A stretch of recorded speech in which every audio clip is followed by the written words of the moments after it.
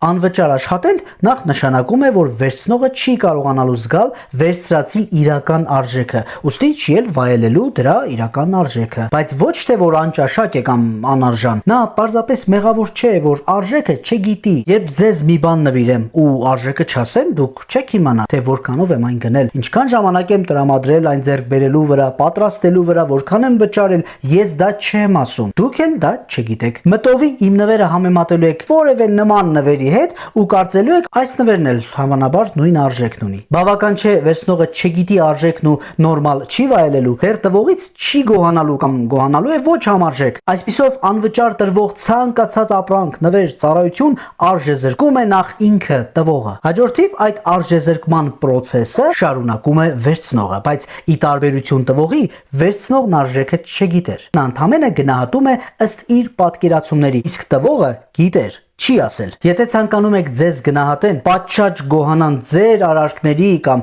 տվածների համար, կարողացեք ճիշտ կերպով ասել արժեքը կամ եթե նվեր է, նրբորեն ակնարկել ու ստացողի մտքին հասցնել արժեքի մասին մոտավոր տեղեկություն, իսկ թե ինչպես ճիշտ ասել այս ամենի մասին, ճիշտ խոսել, հաղորդակցվել, որպեսզի մարդկանց հետ ունենանք բարիդրացիական հարաբերություններ, այս ամենն իմանալու համար բաժանորդագրվեք իմ տելեգրամյան ալիքին։